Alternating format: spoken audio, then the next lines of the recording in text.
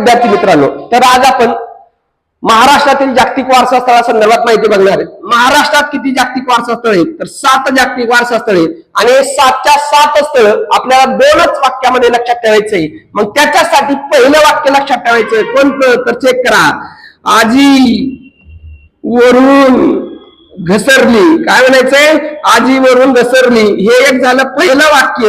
आणि दुसरं वाक्य काय लक्षात ठेवायचं, महाराजांनी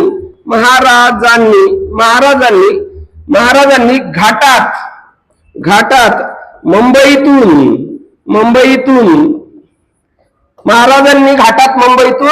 किल्ले बांधले। हे 2 वाक्य लक्षात ठेवले तर तुमचे महाराष्ट्रातले सर्व जागतिक वारसा स्थळ लक्षात राहतात। मग अ म्हणजे काय तर चेक करा, अ म्हणजे काय तर अजिंठा। काय लक्षात ठेवायचंय, अजिंठा। त्यानंतर व म्हणजे काय तर वेरूळ। दुसरं घ म्हणजे काय तर घारापुरी लेण्या, घारापुरी, हे लक्षात ठेवा। त्यानंतर महाराजांच्या नावानं मुंबईमध्ये कोणतं रेल्वे स्टेशन आहे तर CSMT म्हणजे काय, छत्रपती शिवाजी महाराज टर्मिनस। याच जुने नाव काय तर व्हिक्टोरियन टर्मिनस। त्यानंतर पश्चिम घाट।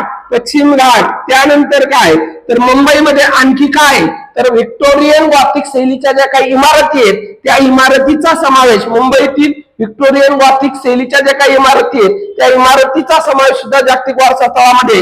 आणि 2025 ला छत्रपती शिवाजी महाराजांच्या 12 किल्ल्यांचा समावेश सुद्धा जागतिक वारसा स्थळामध्ये केलेला आहे, हे लक्षात ठेवायचंय। मग याचे साल सुद्धा आपल्याला विचारतात तर अजिंठा आणि वेरूळ लेण्या कधी समाविष्ट केल्या तर 1983 ला लक्षात ठेवा।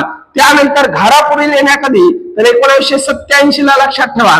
त्यानंतर CSMT स्टेशन कधी समाविष्ट केले तर 2004 ला लक्षात ठेवा।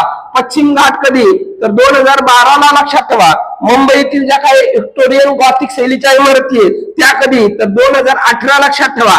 आणि किल्ले कधी तर 2025 मध्ये लक्षात ठेवा। साल जरी विचारलं तर चुकायला नको आणि स्थळ जरी विचारले तरी चुकायला नको। हे 2 वाक्य म्हणजे आपले महाराष्ट्रातले पूर्ण जागतिक वारसा स्थळ। धन्यवाद मित्रांनो।